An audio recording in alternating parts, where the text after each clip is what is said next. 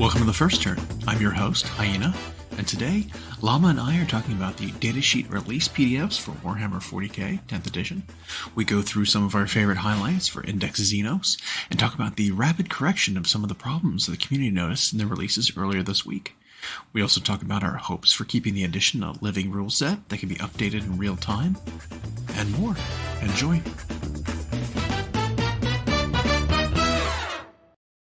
Let's see, is it working? Is it working? Up the gain. Gotta get those gains, bro. It's all about the gain. Yep. So we are third week in a row. Drink of choice, Smirnoff Ice. Classic Smirnoff. It hits a spot, you know. I went so many years without it, and then once we found a place that has them, it's refreshing. Yeah. You know, it's blisteringly hot outside. Mm-hmm. We are in an ash cloud of Canadian wildfire smoke. Just Drought City. Drought City. And this hits just right. Yep. Really cold, citrusy. A little bit like one of those little icy push pops you had when you were a kid. Yep. But if you just melted, the risk is you can drink them quick. Yeah. And then before you know it, you've gone through 5 out of 6 and yep. $14 just down in 5 minutes. Yeah. So what's going on this week? We've got well, it's been still 10th. Yep. We're gearing up towards the end of it. Yeah. So we've got maybe one more day of army rules reveals, which I can't think right now what we would be missing, because they've done 5 or 6 a day for 4 days, and then we had a couple last week. Right. Yeah, they gave Marines and Tyranids their own little show, and then of course the revelation of that sick Death Leaper model, and then they did like Imperium, they did Chaos, they did Xenos today. Yep. Just piles of them already done. So I don't even know what's left. I feel like it's about it. I mean, all that's left is really the points. Yeah. Yep. And mission packet and that's been the mystery so announcement far. of points. What a codex is going to look like, or what the codex is going to be. We know what the codexes are going to be, but when, or maybe points reveals. Maybe we'll get like a points packet. Yeah, they've shown us nothing for points. Right. So we have no idea how anything balances out. All we've got is this like naked evaluation of the units in the dark. Mm-hmm. Like we have no clue what we're comparing it to. We've got no idea relative numbers on the table. We don't know any of it. It's really hard to compare anything to anything else without the points. Yeah, and the only points they've given us for anything are how many of a pseudo-allied thing you can take. Which, again, is meaningless when we have no reference. Yep.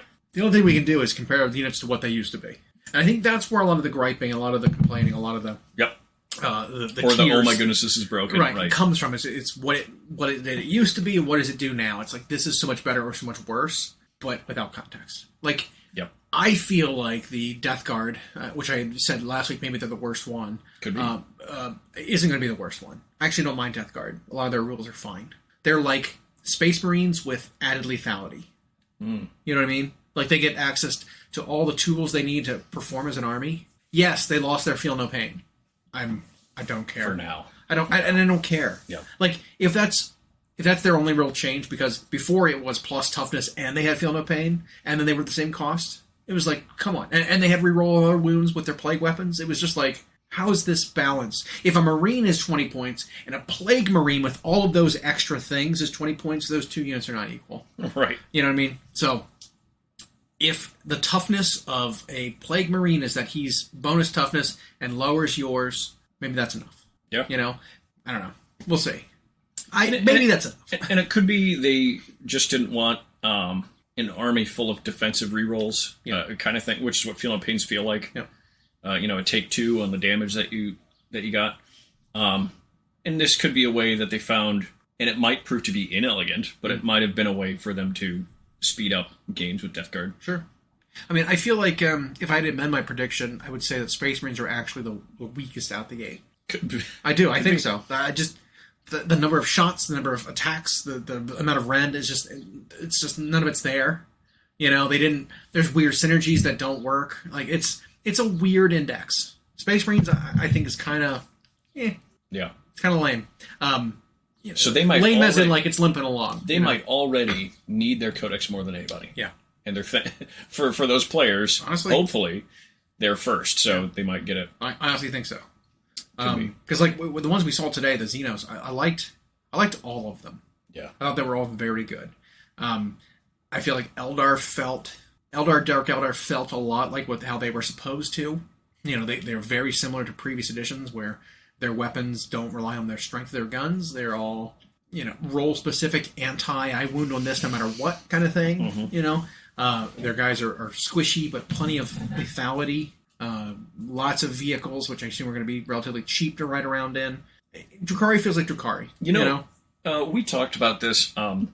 If there's one of the new rules that I kind of wish didn't exist already, and I couldn't have totally proven wrong once games are played, more games, is I don't like specifically anti-infantry as a weapon rule. Yeah. And it's just because every army, knights excepting, Yeah. need infantry and lots of infantry. Well, it's a safe thing to choose, right? Yeah. I'm going to include this unit that has anti-infantry because no matter what matchup I have, it'll probably be good. Besides Knights and Chaos Knights exclusive.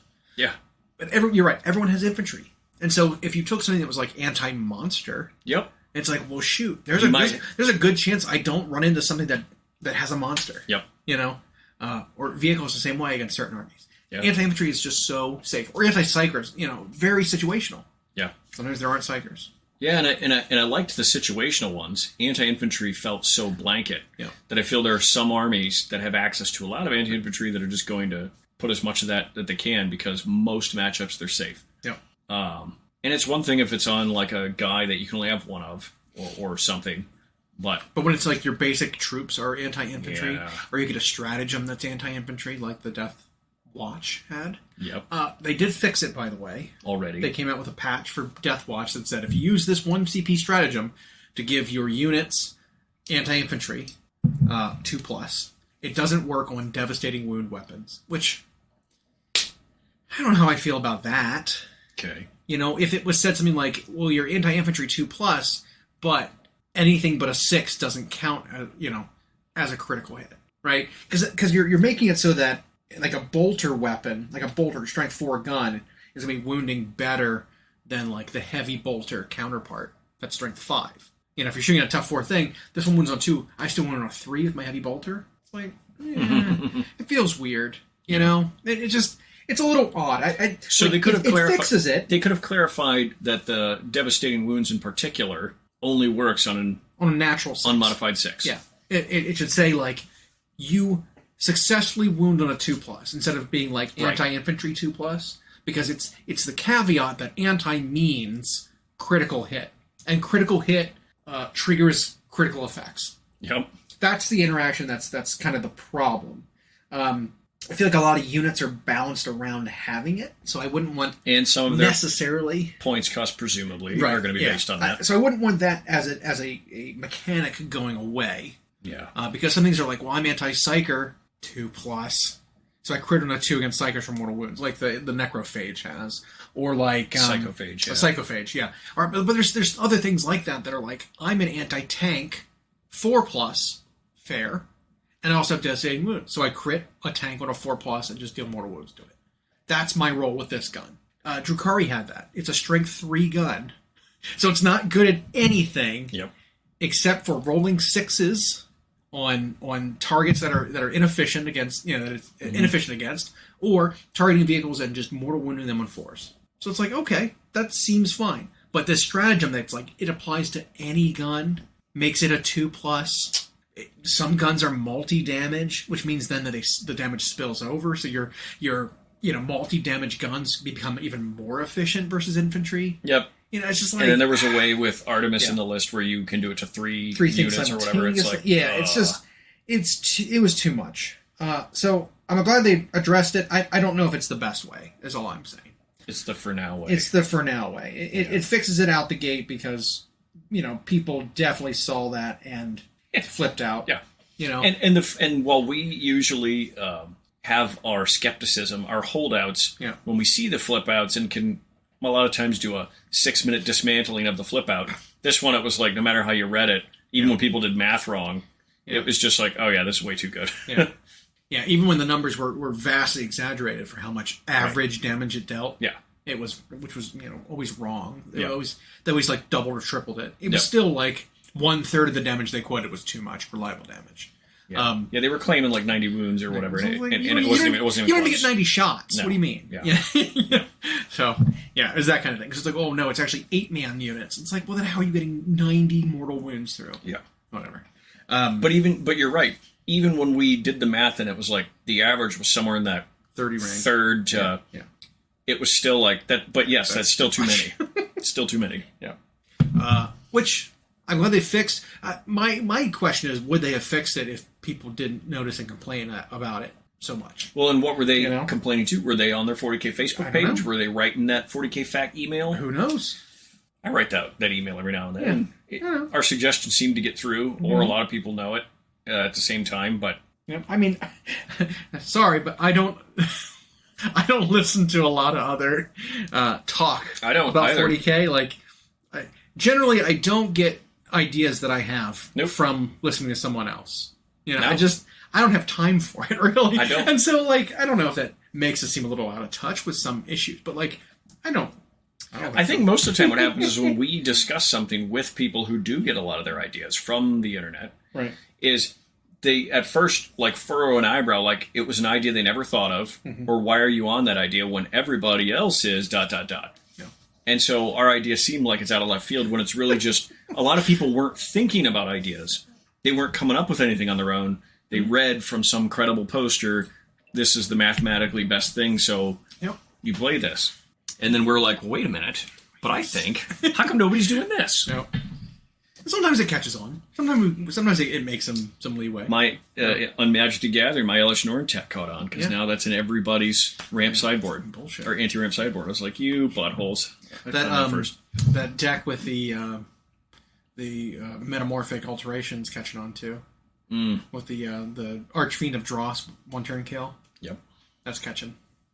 I was talking to a lady who was going to an RCQ this weekend, Sue, and I told her about the Dowsing Dagger that's valid in Modern. No, Pioneer. She's like, oh, wow, that's a really good one. Because when it was funny, because she bought those cards, that combo, not knowing how to actually do the combo.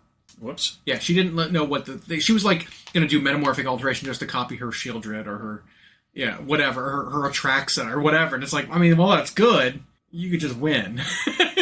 They just have to have a thing, though. It's like, oh, you can target their thing? And it's like, yeah, that's the whole point. You target their thing, and then you give them a Dross, and they die. Yep. Yeah, it was funny. But it felt very much like that when we have conversations sometimes with people where it's like, well, here's the thing. It's like, well, actually, if you do this and this and this, it's like, oh, I didn't know that's how that worked. Yeah. It's like, you were just spouting the information at me of why it's a good thing. You didn't know why it was good. Yep. It's a little bit like that. Yeah. And so this is what everyone's doing. Mm-hmm. And it's like, well, but I'll still question it a lot of times. Or the results won't support what they're claiming.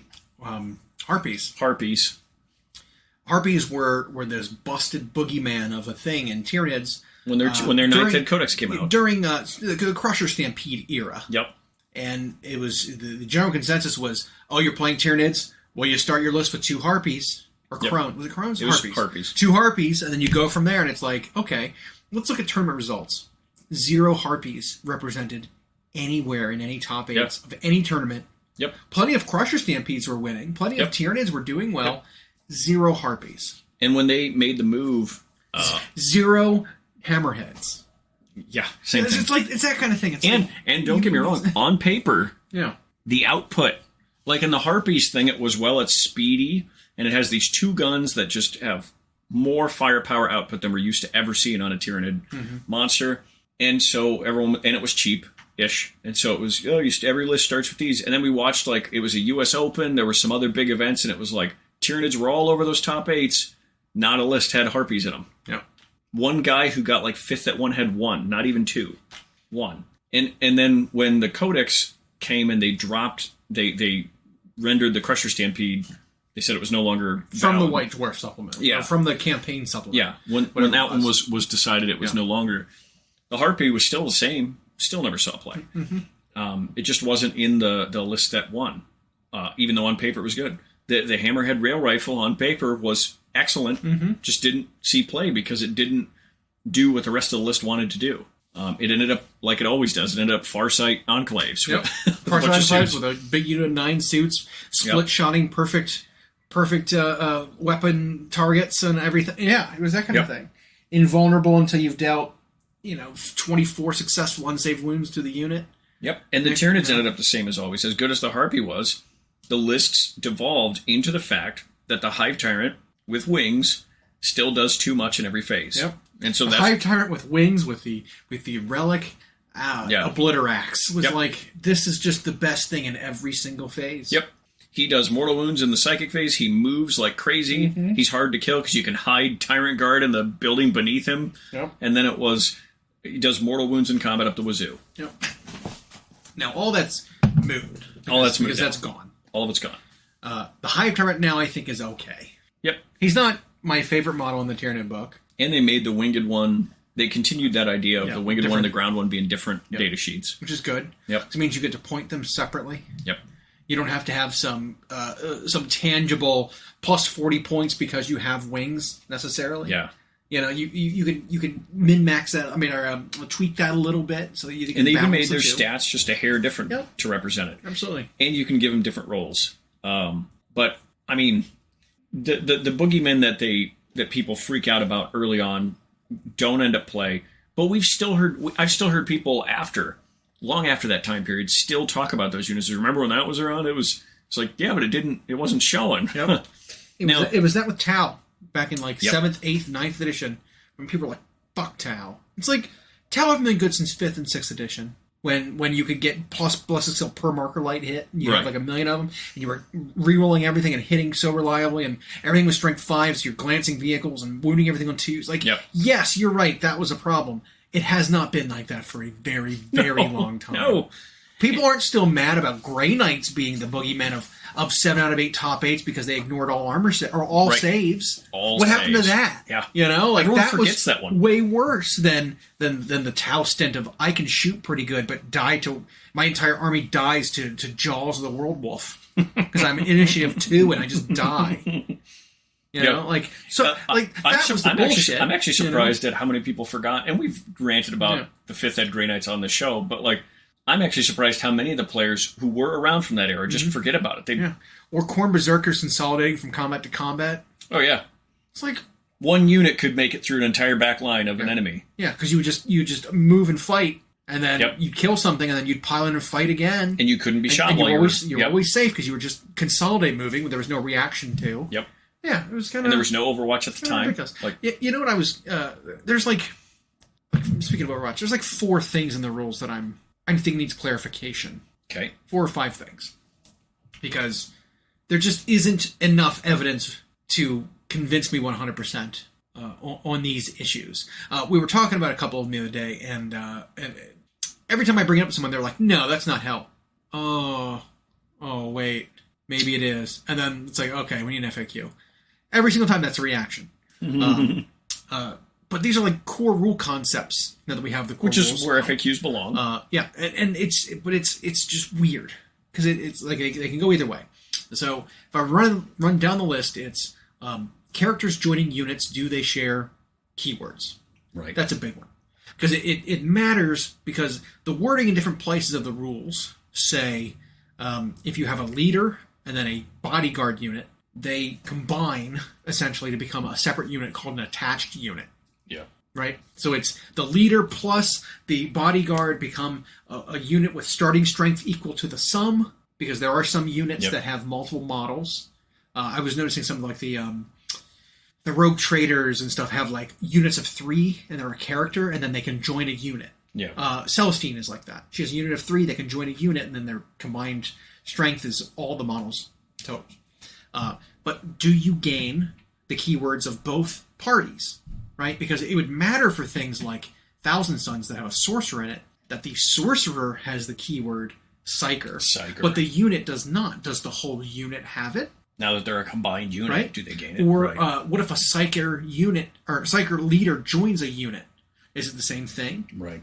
Because some of these things do not work with the rules whatsoever if it doesn't work that way. Because there's so many guns that have precision, like most snipers or like specialized units, like I can't think of one right now. I know there's one that has like a sniper unit that has anti-psyker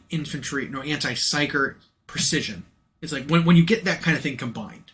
Because if you look at the attack sequence in the core rules, it's laid out as you roll to hit, you roll to wound, you allocate the attack to a model. That unit makes, or that model makes the save. So if there's like mixed saves in a unit, like maybe one unit has, or one model has a storm shield that gives them a 4-up invuln, you can take the invuln save on that model instead of taking the armor save on a different one, right? Some characters have a different save. You can't allocate wounds to a character if you want to until the unit's dead. So you couldn't like shrug off that kind of thing to take an invuln save instead of the armor save, whatever. But the issue becomes when you've got that anti-psyker, for example, you allocate the wound to that psyker leader after you've already wounded the unit. So what does the anti-psyker 4+ do if the unit doesn't have psyker? It can never trigger on a model that is part of a unit. That seems very counterintuitive to me. You know what I mean? Like, that's weird. Yep. I don't think that's necessarily how it's intended. I think they should specify in the precision rule something. They need to clarify the precision rule, I think, is the big thing. And then you can avoid the problem. They still need to clarify the problem. But even without the precision thing, right? It's something like the Psychophage attacking a unit of Terminators that have a librarian attached to it. Does it get its anti-psyker 2-up against the unit? Unclear. Right. We don't know. Like when we were doing that demo game, Moose just like, well, let's just leave the librarian out of the unit so that they're separate things, and then go from there. Yeah. Because that is the biggest one is like, do they gain that keyword? Right. And then when you have anti or precision or both, like, how does that apply based on how combat sequencing takes place? But it's other rules too.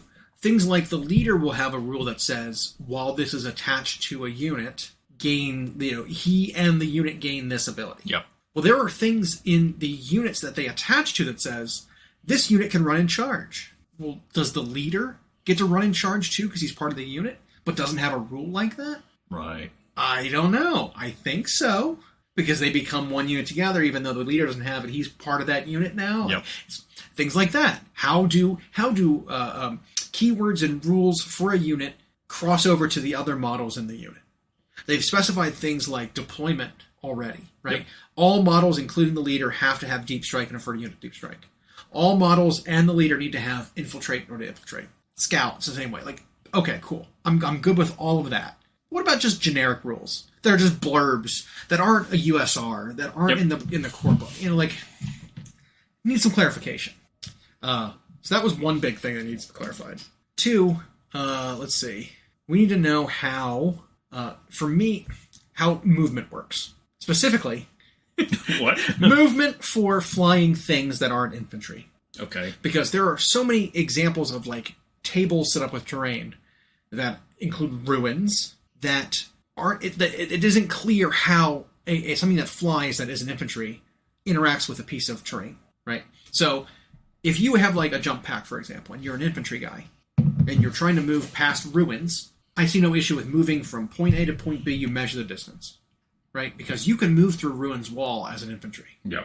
But if you're not an infantry or a beast and you have fly, you can't move through ruin walls. A lot of ruins are 4 or 5 inches tall. So if you are, say, a vehicle that can fly, do you still measure from the starting point to the ending point?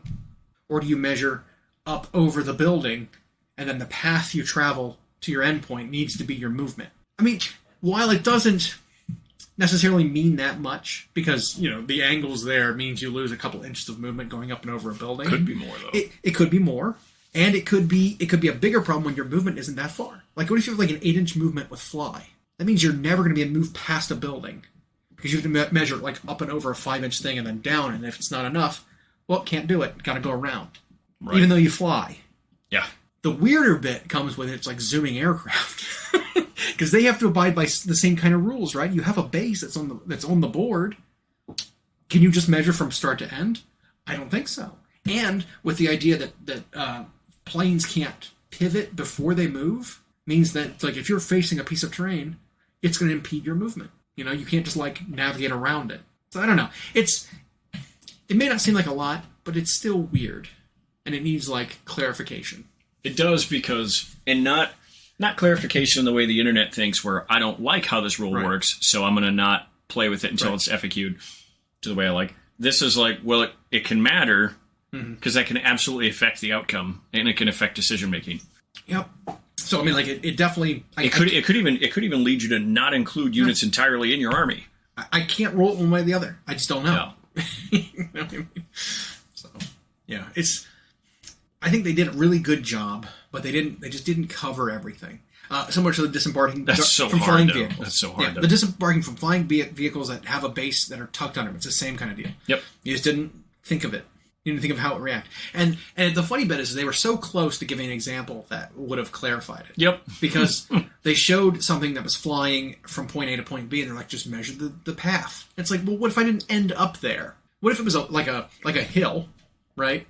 That isn't ruins, but the hill covers space, and I can't move through the hill because it's three-dimensional, but I'm starting on one end and ending on the other. If my path hits the hill, do I have to measure up and over the hill? I don't know. It doesn't say. I don't know. So it's interesting. And that was a new take on movement that I don't know if it needed changing. Yeah. Because just doing bird's eye view A to B was probably the simplest way to do it, where you treat terrain like almost two-dimensional, and you either make certain pieces of terrain block everything or ignored by everything. Right. I actually think the less is more rule works. And here, instead, they did these things where it was like, well, monsters and vehicles can't go into these certain types of terrain. Unless they can physically fit, but if they can, they can't move through it. They have to like exit it the way they came to go around it. Right. So there's like no real advantage to going in there. No, they made it like so literal and so needlessly complicated. Yeah. And then they show this diagram with these weird diagonal measurements for things which I don't think they should have done that at all. Yeah. It's an area where the more you try to create, the more you have to cover, which means you're going to miss something. Yeah. And so that's where it sounds like, aside from knowing what things get shared between a leader attached to a unit, it sounds like most of the misses are movement related, measurement related. Yeah. Yeah. Well, there's also, with characters attaching, what happens when your unit dies, but you still have more wounds to allocate, right? Like, we had an example where the brain bug, which someone said was tough 9. It definitely It's not. The Neurotyrant? It's No. not. It's like 4, 5. The Neurotyrant? Yeah. It might be tougher. But regardless, whatever it is, it's more than 3, which means that his little gaunts that he joins are different toughness than he is. Correct. There's not many examples of that kind of thing happening in the game. Typically, you're the same toughness as the units you join. The Winged Prime can join Gargoyles. There's an example of another one. But there's not a lot. He's tough 8. He is tough 8. Yeah. Then it's a big deal then when it comes to if the unit gets shot and wiped out, and then he's now by himself, do you only roll enough wounds, if you've hit a bunch, to kill the T3 guys? Kill the T3 guys, and then you start wounding against him? Because like a strength 4 gun would end up being like, well, I'm 3s to wound until I get to him just left, and then it's 6s. That's a big deal. That's a big difference. Yeah, it is. Because they use the unit's toughness to wound, but it's like, it seems like the ruling for fast rolling dice and the rolling dice one at a time is, those rulings differ in this case. Like it's a little weird. I would need to know, like, how is this supposed to be done? How is it intended to be done? Is it just like, well, I did 40 wounds to your unit on your tough 3, just start making saves on the big guy now that he's on one left? Kind of like it was in older editions. Right. Your gargoyles joining to a flyrant, and with a formation, and him just being tough 3 while he's joined them all the time. Like it matters. Yeah. So clarification is needed on a few things. That's all I'm saying. Yep. There's one more, and I can't think of it now. There's one more example that we're scratching our heads about, but it doesn't matter at the moment. Yeah, and so in bringing back a concept like characters attaching to units, they tried to make it all new, and some of it is really cool by design, but the more playthroughs we get and the more eyeballs that get on it, it starts to again, it was like you created a concept that you can't possibly think of everything, and so now you're going to have to spend all edition thinking of everything. Yeah. Now, they have shown that as a precedent now, they are willing to update the PDFs and the rule packs and everything very quickly. Yep. And almost, instead of releasing a PDF of an FAQ or Errata, literally just amend the document. Yeah, which is great. Which is super cool, because they fixed that stratagem with the Death Watch just immediately, and they replaced it with like, here's a new one with the updates. Cool. I think that's awesome. And so now when you update that PDF, you have that one. Right. Yeah. So I love it. I love that change. It's great. Move to digital. Yeah. I mean, but that's kind of feel like that's where they're going. I'm hoping they're scaling back codexes to be smaller and smaller documents. Yep. And all the relevant information is just going to be available online digitally. They can be updated real time.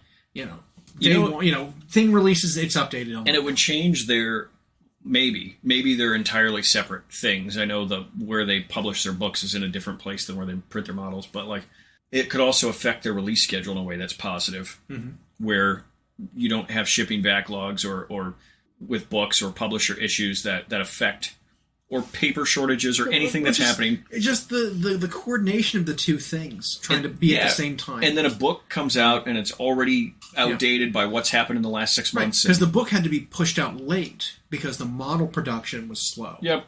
And so now the book is out of date. We got Errata, half of it, day one. It was designed with a different version of the meta in mind. And, exactly.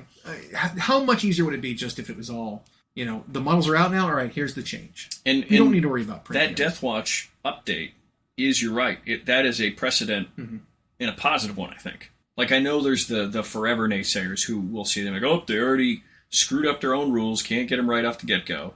And it's like, no, they just updated it in real time. Your document's not automatically invalidated. You don't have to wait for another one. Yeah. Like, you know what I think would be really funny is if it was all part of the plan. They're probably not this clever, but if it was all part of the plan to put things out there that they needed to have changed, or like we said with the Death Leaper, a new model's coming out.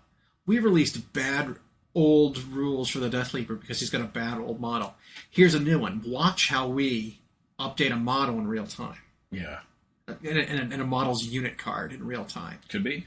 Like, I wonder if they were clever, they would have left these little like nuggets, these little landmines for people to find so they can show it off. Well, and it could have even been, I guess, what would be if theta or delta testing is like they're beyond beta at this point for 10th.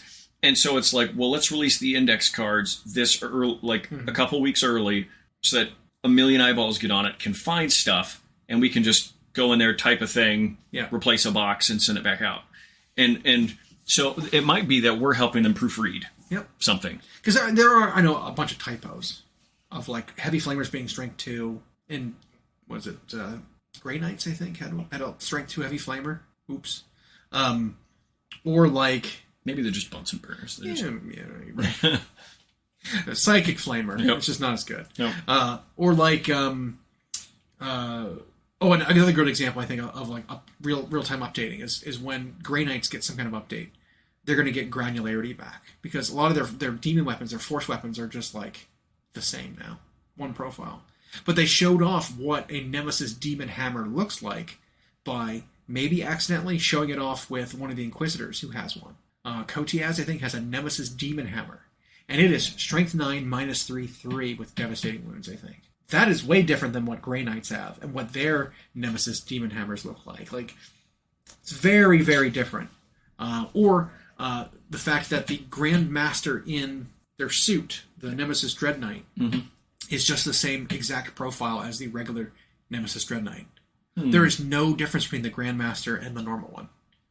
I'm pretty sure it was the same number of attacks. It was the same weapon skill. Like, the Grandmaster Dread Knight with his hammer is hitting on 4s. It's like, oh, that character is not worth it. Nope. So I wonder if it's just like, again, more proofreading, more theta testing, more, having the community help proofread and point out things that don't make sense or need to be fixed before the army actually comes out and is playable. Well, instead of just taking to Reddit and YouTube and like complaining about it, they really just need to submit it. Like, we all want the game to be better. Yeah.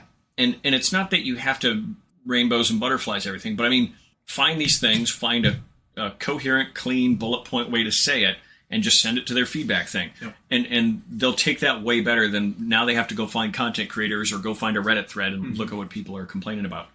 That would be a great way to get those things updated quickly, because they can just tell their digital team and go in and type a thing and change a 2 to a 4 in a box. And so I'm sure those documents are just like Adobe Illustrator designed thing, and right. I just need to like find the text box with a number and change the number. Yep. It's all like mapped out with like the margin lines and everything. Right. Like, everything is planned. Save it, re-upload. Yeah, easy. Because I bet even with the Death Leaper, they can do that whenever the Tyranid Codex comes out, where they can cut out the old picture, put the new one on there, add whatever text the old picture. The picture is just a background layer. Yeah. Behind the interface layer, and they just put the photo where it's supposed to be, and everything else gets blocked out. My own camera app can do that. Yeah.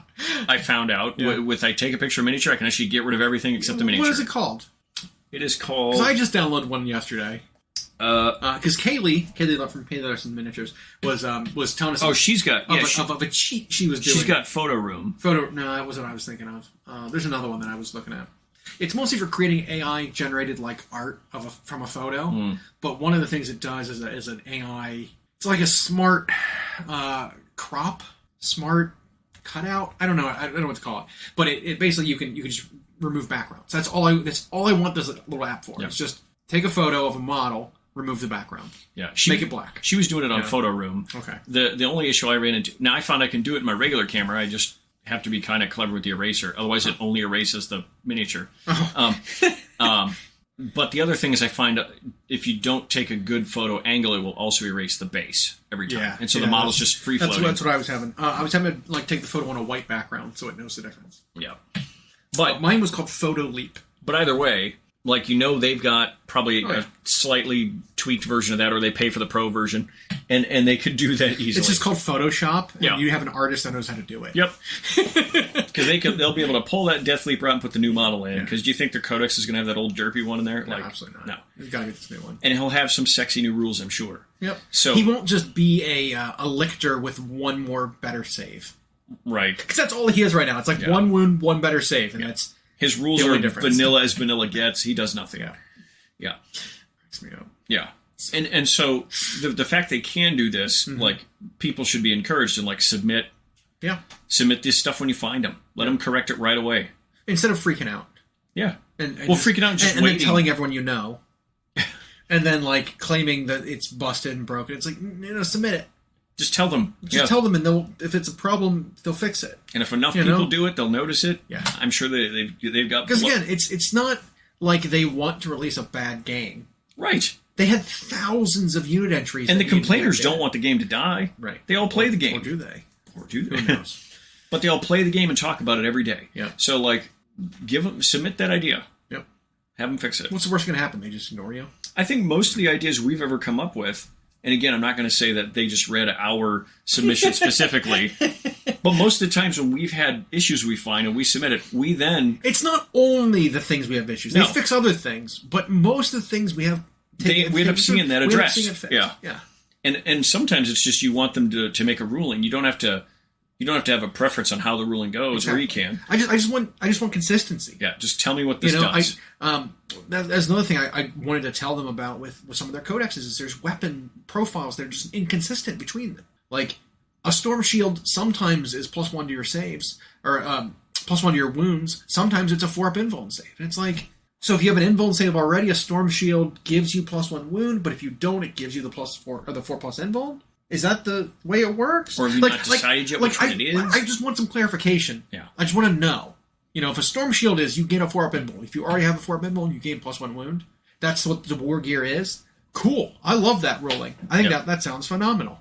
But it's just like, it's inconsistent which it's going to be based on the unit. Because, on the war gear list, because that happens within the same Space Marine army, when the war gear list comes with points for it, you're going to just see Storm Shield, this many points. And it's like, well, wait a minute. Is that for the 1 wound one, or is that the 4-up save one? It's different. Yeah. Because a 4-up invuln is a very different amount of survivability than just getting +1 to your wounds. So, I don't know. It's interesting. But there's some weapon profiles that just aren't consistent across armies either. Like, some of them are just better than others.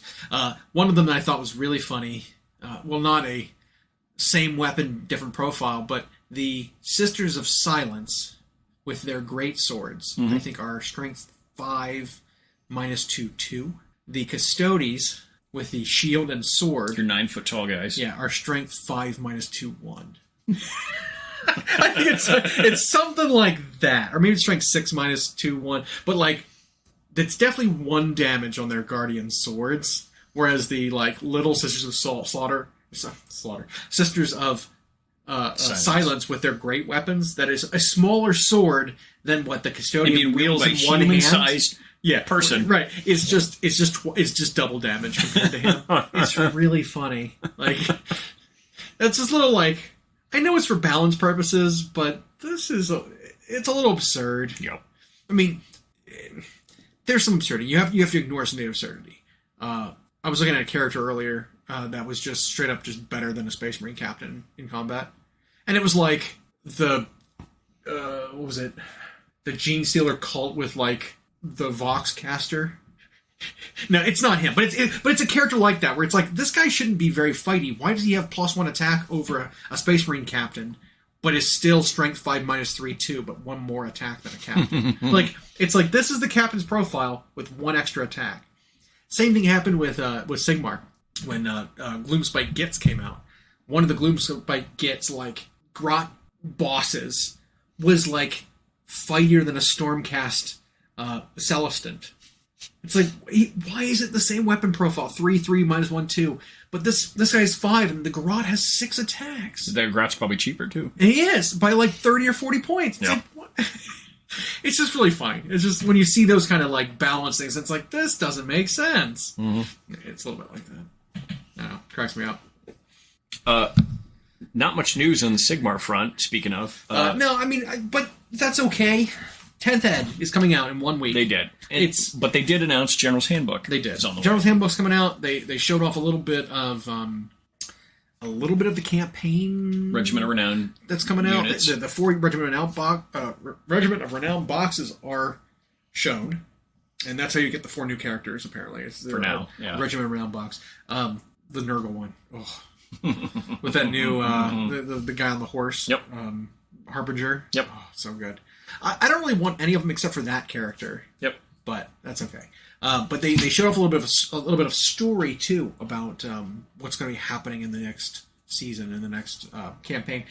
They're going to a new place and it's cold. Yep. I saw that was part of it, so that's interesting. They're really switching up, and it's gonna be foot wizard focused as opposed to foot hero or foot infantry. Right. Foot wizard now focused. So hopefully every army has a wizard. Not flying wizard, not monster wizard, foot wizard. But every army doesn't have a wizard, so They don't. a little bit well, unfair, I think, maybe. But we'll say it again because we love beating those skeletal equestrians. Yeah. Is every tournament result keeps coming in. Yeah. Different armies every time. It's a different top 1. It's a different top 8 every single every time. I love it. I love seeing that. Yeah. And even one of the guys who's been a regular winner changed to a different list and still won. So clearly there's just a player who but yeah, no, I love it. Love that game. Yeah. Want to keep seeing it thrive. I don't think they're going to shelf it. I don't think they're going to backburner it that much. Well, I mean, like we were saying last week, I don't know if we said that out loud, but it does not look like the old world was getting the amount of resources people were hoping. Yeah. Because that game does not look like it's going to be the resurgence of Warhammer Fantasy. Nope. A Sigmar killer. They're not backpedaling their choices. No. The fact that everything they were showing was basically just the old plastic re-released With new paint jobs. was not not positive. You know, but all those players, they say they have those armies. They're sitting with thousands of points on their shelves. Yep. So they can play. What, like my Necro Sphinx I've got right here? Yep. Just the worst model in Warhammer Fantasy. Rules-wise. Yep. He's so bad. But they're saying, like, they're kind of challenging the players to put their money where their mouth. Yeah. You want this game to be back, we're going to give you rules to support it, but show us you still have all those models and want to play with them. Yep. And that doesn't mean they won't get big releases of stuff eventually. I'm sure they're kicking around the design studio, the stuff that they've been sharing with, like, Creative Assembly and whatnot. But you're right. I don't think they're going to do this massive resource dump, put every other game on the side for a second to bring this all back in full force with new stuff. Mm-hmm. I think it'll be like Horus Heresy, where it's always there. The releases come out kind of quiet, but it's still supported. As long as they're supporting it and those people have a thing, fine. Yeah, I'm absolutely fine. But don't... But all the rules moving to digital in real time might make release schedules for all these games a little easier. Yeah. Oh, yeah. That's a good point. Because you're not allocating those massive windows to try to coordinate getting a book out on one weekend. Yep. Yeah. Yeah. Yeah, because look at Age of Sigmar. We lamented how so much of this edition was relegated to book and one hero, and it still is. Even though now all the books are almost out. Seraphim came out, which that was the first a nice release. So we had Slaves, and then we had Seraphim as like big release windows. Nice ones. There were a couple of units, sprinkled in there, but these were the big twice a year kind of army updates. I'm hoping it's a little faster than that. That's what I'm hoping too. But I don't think it's going to happen. I think the next big release isn't going to be till like the end of the year, and it's going to be Cities of Sigmar getting their dump. But in between now and then, we're going to get just a couple of heroes, a couple of models. Mostly 40K. We saw the big piggy. Yeah. We saw some other small things that'll be out for this campaign. So long as the next big AOS release window after Cities is Skaven. It's got to be, right? Dang it. Because who else needs models besides them? Nobody. Nobody needs to be updated. You have some Eldar aspect where you're still needing that love, but no one is close to what Skaven needs. In fact, that should just be how we have to have one segment dedicated to that every time. Skaven has been the most outdated army that they still have in current production for the last decade. Yeah. Like literally, it's been a decade of the same old metal models. Yeah. Yeah, they got a new assassin. Sure, they got some assassin models released for a different game. Underworlds, yeah. It's like, fine. But that's not what the game... That's all they need. They just need line troops updated. Yep. Like... they need the Seraphon, the slaves, the presumably Tyranids update. They need that level badly. Of... yeah. Oh, it's just like 60% of the army. It's like 60% of the army is just old metal. If you want to play 3 of the 5 clans, you have to get metal models. Which you can't. I know. The freaking Globadiers are the worst models that they have for points per dollar. It's awful. It's like 0.6 points per dollar. It is so bad. Yeah. A 12-point model costs $20. Yeah. It's $120 for a 5-man unit. And it's insane. And we did acknowledge that with some folks on our after hours paint session. Yeah. That it is weird when you're looking at an infantry kit that's $20 a model and some of the plastic ones. And I guess everything's more expensive now, period. World discussion that doesn't belong here. But miniatures are expensive. Mm-hmm. Every miniatures game is expensive. And then with this, it is weird when you look at a unit of aggressors and it's like, well, that's like $20 a model and you get 3. And then at the same time, I also look at how much a single aggressor is in terms of its size, its detail, its whatever, and you compare it to a $20 model from 20 years ago, and it's like, yeah, this aggressor's a lot. You're getting way more, plus all these extra bits. So think of the character clan packs. Yeah. They've always had character clan packs of $20 per model, but you only need 1. Yep. You can go, get your 5 cavalry for $25. Yep. $5 a model. But you need a character to lead them. That one's 20. Yep. Now it's just kind of like, well, most things are $35, $40 for a character and $20 an infantry now for the big guys. If you're looking at most other things, it's still about $5 or $6 per model. It is. Right? You get a 10-man unit of normal infantry for $50, $60. Yeah. And it's like, it feels like a lot when you need 60 of them. Yep. But it's still like that $5 $6 per model range. And I think one thing Games Workshop could do, they try but they don't do good enough or well enough, is they need to do more of the encouraging of slow building in Army. Because I know that's a good point. I know they now are really trying to give this combat patrol thing a real go, this smaller style of game that's going to have rules that they support. Yeah. They do their little Tale of 4 Gamers thing all the time, and the White Dwarf that gets read still by, 11 people. And that always shows how to slowly add to your army to take the time to enjoy the hobby. Right. So many times it's like, new release, go buy 120 models. And it's like, well, I'm going to spend all this time putting them all together. Now that they're done, I don't want to look at this army anymore. I do it all the time. Not only that, but you look at the task of what it's then going to be to paint, and you just get overwhelmed and put it you aside. You paint one, you're like, well, that took me 6 hours to paint one model. Yeah. I don't want to do this. Nope. And, or then you airbrush it and contrast paint it and slop it done, and you're not happy with it. Yeah. But it's done. And yeah, you now try to, well, I want to get into the game. First thing I'm going to do is a 2,000 point army. That's just not feasible for most people, because you're looking at $1,000 to start. Yeah.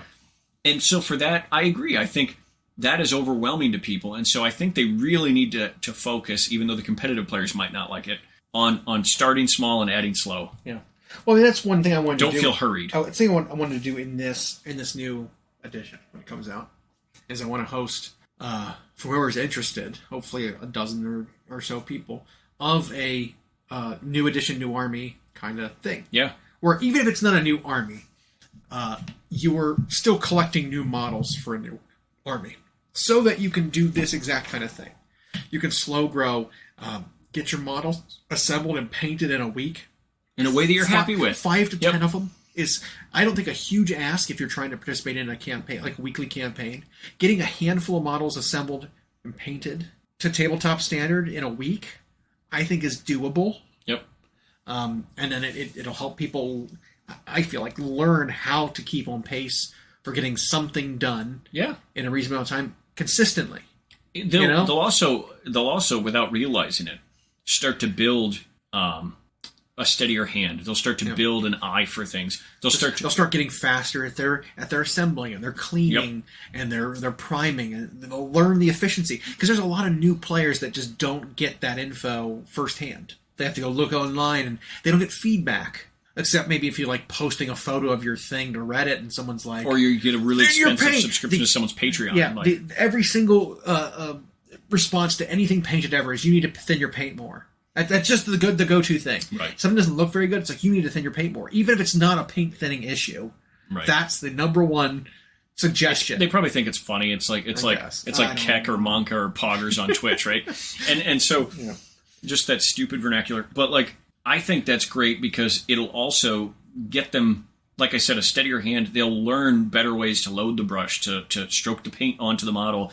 They'll be becoming a better painter without even realizing it. And then they can learn, once the fundamental things are comfortable, they'll start learning shortcuts. Like, how can I get this done in a way that still looks as effective on the tabletop, but is done quicker? And then that gives me more time to spend on this character guy. And they can really enjoy both things, the hobby and play alongside it. Now, I know there's forever going to be the one or the others, the people who only hobby, and there's going to be the ones who only tournament. And the tournament ones don't care about any of that. That's fine. They're going to do what they do no matter. But that's not who I'd be hosting this tournament, this event for. This or even event. If they are a part of this, you have to really drive home what it's about. Right. And it's like, they're always going to do their thing of just buying or borrowing the latest, greatest army that they want to take to a tournament and win. And so for them griping about the price, I just don't understand, because they're always selling and buying and moving to the newest thing. I also have no issue with that. No, I don't. If you want to do that, it's fine. What I have an issue with is when you go all in on something and you buy, like, I don't know, 18 Ridge Runners. Yep. And they're all of a sudden, they're like, oh, rules change. No more units of 6, units of 3. And now you literally have 9 of them, 9 models that you cannot legally run because you're not allowed to bring that many. And then they complain that they're now stuck with all these extra Ridge Runners or whatever it is. And it's like, you're the one that went all in and bought 18 of a model you maxed out on it. You knew wasn't going to survive a change. You went in on something that is so out of the norm compared to everything else. You didn't think this was going to get toned in, and it's like what else was it? Fireslayer dwarves went down. People were only running the elite dwarves in units of 20. Well, they were cut with this new edition. They're units of 5. They were cut so you can only reinforce them one time. Now you can have max units of 10. Or maybe it's 15 if you have a certain lodge with a certain battle line. Right. You can have 15 on a unit. Well, you can't run that many big units anymore. So now it's like, some people are like, well, I've got 120 of these dwarves, or 80 of these dwarves, and I can only really run 40 of them. It's like, man, you min-maxed on that. You went and bought 80 of the same model, hoping that you can just run the one unit. And what were you going to do, let's say, even if with an addition change or an update, they didn't change the size that unit could be. But they changed the points of them, or they changed the points, or some other unit in the army became more useful. You still would say, I'm stuck with 80 of these now. Yeah, now, the one thing with miniatures that's great is you can sell. Sure. Or trade, or... And tournament goers will do that. We will see them recycle through their armies. But for what we're talking about here, I think Games Workshop would benefit from, and communities would benefit from, like, and for a new player especially, you will put their mind at ease when you're showing them to do this slowly. Yeah. And so the way I think about this same thing, and this is going to be a weird one because it's even older than I am, and I'm old. It's like shaving, for men in particular. It used to be more, at least in Western culture, used to be more of this, like, routine that they took time and allowed that to be their relaxation. They got in the bathroom by themselves. They got a hot towel going. They put that on their face. It's soothing. It opens the pores. They think. They whip up that lather in the bowl. They put it on. They fit their safety razor, and they take their time because it's a sharp object. But then you do it right, and it's fantastic. Smooth, whatever. And the whole process was supposed to be not just you have to do this because it's like mowing your grass. You got to do it. But it also was like a way for them to enjoy the process. And I think with this hobby sometimes, when you look at those prices and think, how do I get up to 2,000 points? Like if you stop thinking like that, you'll eventually get that many. Like slow down, get the hot towel on, and do it carefully. And then you'll get more enjoyment, especially when your results come out with your model and it's like, I went back and did that extra step. I went and tried a little color theory here. I went and put that little extra in the base. I converted a thing. And then all of a sudden it's like, you'll even be happier with what you have. I think most people, and I could be wrong, but I'll speak for everybody because whatever, would be happier looking at 500 points of assembled, fully painted stuff that they've built to this point than when you're looking at that wall of shame of just someone look around the room, tens of thousands of points of just not like stuff that just you won't get to. Why do you have to do that to me? Yeah. And we all have it.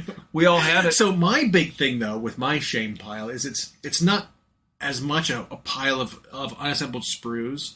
It's just a sea of just bare plastic assembled models. Because I assemble like a fiend. Yeah. Almost everything I buy, I assemble all of it. But then that just gives me just piles of models that are gray plastic on bases. And I found that if and when you are trying to sell, let's say, you're trying to make a new decision in the hobby, and you go to sell models, the ones that are assembled are harder to package and move. Yeah. Because you've got parts that are now in a particular Well, they're also kind of worth less. A little bit. Because people value the unopened package with all the bits, with the endless possibilities of configurations that come with the box, as opposed to being locked into one. Like, I feel like as soon as you open it and spend the time to assemble it, you kind of lose value in the models. Yeah, the only way it gains value back. I mean, there's two instances. There's a 1A and a sometimes. The sometimes is if, for whatever reason, that model becomes hard to get a hold of. Sure. Like War Dogs now randomly go for a lot. Yeah. But, like, you're right. People want it either mostly untouched or as untouched as possible, or it has to be really pro-ass painted, like way high level. And then you can actually get more for it. Different, though. No one's going to buy a full army of that. They're going to buy the one and, like... Yeah. And so, because the ask is too big, the asking price. But you're right. And so once you've assembled, it actually then becomes harder to move, and trying to package those to send to somebody is harder. Because you have bits sticking out that are now fragile because they're assembled instead of on a sprue. So that but I like that idea, and I think Games Workshop, if they hone in on this combat patrol thing or boarding, whatever they're calling it, the small boarding patrol, the small game, which I guess there's going to be rules for. That's a really good way for people to start a new army or to get new people in. Make that a valid format, even. Yeah, you don't have to have like your U.S. Opens, whatever, but why not? Why not dedicate a handful of tables to that? Yeah, have these people who love the 500 point. Talk about a way to get people to get into multiple armies, too. When someone's thinking, I'm only going to get 500 points to try this army out. Or think about, like... Or 1,000 points, or whatever it is. I think War Machine had a really cool format one time where they did a assemble and paint as much as you can of an army before an event, and you get to play with whatever you've assembled and painted. Or something like that. Make it something like that where you show up, you grab a boarding patrol box, assemble and paint it the day before, and then you get to play with it the next day. Something like that would be super cool to do. Yep. Because then you're catering to not only the the player, but you're also catering to the hobbyist in a real event that isn't a painting competition. Yep. You know what I mean? Because some people they don't paint for a competition, but can do a really damn good tabletop quick. And quick, yeah. You know, so like you're catering to that kind of person. You know. Yep. I love the idea of doing any of their events that it's like show up, get an army or get a unit and play with it, like they did with Blood Bowl. That's super cool. Yeah. Or Underworld or something where it's like you show up with no models. You're given the models you need as part of the entry fee to the thing. You play with them and then you keep them. I think that's so cool. Yep. It's like doing a draft. It's booster draft, yeah. Right? Yeah. You show up, you draft a deck, you keep the cards. Yep. Yes, it's an expensive event to sign into, right? Like our F&M at the store is like $7 to play, and you bring your own cards for that, but you get a prize payout, whatever. Right. But like the sealed drafts are like $40. But then you get to keep the cards that you came. The 6 packs of cards, yeah. Like and 6 packs of cards adds up, and then the event, and then the prize support, and everything. Like it's. Yep. It's a valuable, worthwhile, And I fee. think Games Workshop is in a place right now on top of the miniatures kingdom where they can take some risks with ideas that do appeal to the people who don't want to feel like, well, in 3 months I have to get 2,000 points built, painted, and ready, and play tested for this event. I'm not like the 2,000 point will always be the bread and butter of their tournament scene, but like, or whatever the standard points are. But this idea of encouraging the small and slow and steady like gets, I think could get a lot of people in, and it just increases longevity and sand some of those edges of the price. You get to keep it not only tones back the shock, but it also makes it like a longer process to keep playing the game to get to that point that you want to be at. So like you have all this time to actually experience it and learn to play the game and learn what your units do instead of like starting a new army. I got to memorize all these data sheets. Yeah. If you're like adding a data sheet a week that you need to like learn new, or even if it's like one you already have, just a duplicate of it, you already know the rules of it. Then now you have to worry about learning a bunch of new rules for a full army. You can slowly add the rules on too. Yeah. And then it's not as overwhelming. When it was really funny, I was telling my wife about 10th edition and how mission generation is done, how objective generation goes back to a deck again, and things like that. And she's like, "Hold on, there are decks involved?" I was like, "Yeah, like cards, and you draw things." It's like I was listening before, but now you have my interest. I was like, "Really? That's what did it for you?" Part of 40K, her kind of turnoff to it was that it was so much you just had to memorize. It was. It was bookkeeping and memorization. Even if it wasn't remembering your rules, it was remembering the 6 missions that there were and knowing this is the mission with this layout and you have to do this thing for it. Here's one with this one. You have to remember you have to do this in this mission. Here's what the objectives are, and here's your primary. Like you had to remember. Well, even though you could read them, you had to like remember what they were, and then remember your stratagems, and remember all this. Well, especially if you were going to an event, because if you need to stop and read the mission every time, you're just wasting so much of your clock. Exactly. And so you gotta know it. And so she was like, "Nah, too much reading, too much memorization." But now it's like, oh, you show up to a game and you generate a mission. You generate your primary, your layout of the table, and what your like special rule is for that game. Yep. This sounds interesting. Yeah. It's like, I like this. And I think a lot of other games do that. Yeah. Like, and then she's like, oh, and then your units are just laid out on these cards, so you have to remember. Yeah. It's like, here's my reference cards. She's like, yes, I'm on board for that now. It is. So she might play it. Well, and it's so that is an appeal. It's a quicker reference than hang on, flip pages, hang on, scroll through my phone. Yeah. Like cards just make that. I mean, it looks a little silly on the table when you have tokens and rings and markers and it's cards. It's not going to get that far.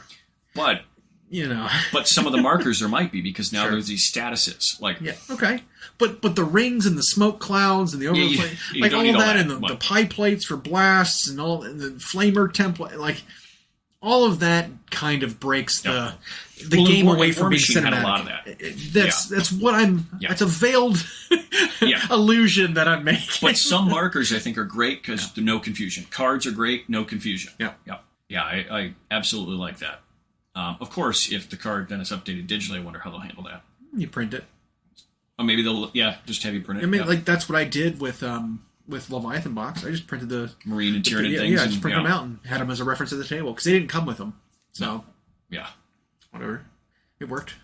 Yep. And I got a single one of the store demo copy Leviathan models. You did. I Painted a Neurogon. I paint scheme tested on a partially completed Shrike for my Raven Guard. I had started painting him, wasn't happy with how he was turning out because black and white is boring as shit. And if you don't mix in other colors, it stays pretty darn boring. Yep. It ends up just being kind of grayscale, and it just I don't know. I can't make those colors very interesting. So I did a new paint scheme using blue in the white to make it cool, and I end up doing sort of warm green. Is that a thing? Yeah, if you go like either yellow green or olivey green. Yeah. So it kind of like olivey green into the black to make it like a warmer green black. Sure. For the black armor, and then the kind of cold white is kind of my paint scheme I'm going with now. I really like the way it's turning out. So I think I found my new Raven Guard paint scheme, but that means I have to go back to a lot of Raven Guard models because I have a lot of them that are just like black, basic black and white. Then I'm going to have to do this too again. Seeing if you're like me, who's never settled on a scheme for his army over the years, you don't have to worry about it. It's always a blank canvas. You just have a rainbow of models because every time you choose a new one, you paint one model and go to a new one and then paint a new model. And I think Moose airbrushed a bunch of my Gaunts once, but literally just two colored them, so those are easy to fix. The Neuro Gaunt, which you can see on my at Llama Paints Minis Instagram, he turned out all right, and that was he looks better in person than he does in that photo. Well, and he was predominantly contrast paints. He needs to be in better light. I think he's able to show off in a photo better, honestly. And we admittedly don't always go for the gusto on our photography of our models. Sometimes it's just a after paint session. I just snap it with my phone, holding it in the fluorescent light, and there you go. So. And sometimes I'll move them around the store and you get better, but I mean, photo boxing and all that would be better. Yep. But I liked the scheme. I kind of pulled from one of the ones that were on the box and then just added that little touch of purple in areas so he wasn't so boring. But it was real easy. I don't exactly remember which contrast paints I used because I borrowed somebody's. But there was a blue and there was a turquoise and it was a purple. I don't know. And there was black. And there was green. Exactly. But then once you get that to look kind of smooth, the highlighting off of it is really easy. And we might have talked about this a long time ago, but contrast paints have so much more value to them than just as the way they were originally pitched. Yeah. It was a bad pitch. Yeah. Of it's like, just do this and your model is done. It's just like all in one slap it and you're good to go. And it was like isn't. Nope. And we of course are aware that there are 3 different types of contrast paints really within the contrast paints. Some are tints, some act like washes, and some are full-blown saturate. Full blown just based paint. Yeah. and it's like, but within them, they have a lot of really cool things they can do when you're mixing them with a medium, when you're using them. You can even mix them with other paints, with other regular paints, and get effects that you want. So that Neurogon, I really liked how that turned out. That'd be a cool scheme to replicate. Mm-hmm. And then you variate it based on either the size or the amount of biomass required for that creature. You were pointing that out as like the bigger creatures looked like they were denser. They had harder carapaces, which resulted in darker color schemes, but still the same colors, but in the same family of colors, but more saturation. And they were able to hint at things like the red instead of just making scythes red like they did before, making weapons red. Oh yeah, and it led to looking just like raw chicken or something, like organic. Sure. That organic, there's blood somewhere or some other sort of DNA material. And that I really like. Because Tyranids, to me, as far as their display and their heavy metal studio, I've rarely ever liked how they look. These ones are... Well, it's always been Leviathan. Leviathan's always been the same. Yeah. Just straight up bone white.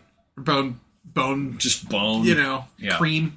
That purple, and then red claws and weapons. And it was like, what is going on there? So the new scheme hints at that, but it isn't just like, here's my red crayon. Yeah. And my bone white crayon and my purple. Exactly. And this, there's a lot more subtleties, a lot more blending, like a soft shell crab, where parts blend together in a way that you could just bite through, I guess.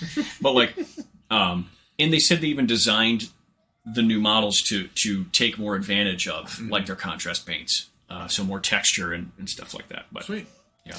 You mentioned something that I thought sounded really good right now. Yeah. Soft shell crab. Oh, that sounds good. Get some sushi. Get some sushi. Yeah. Spider roll.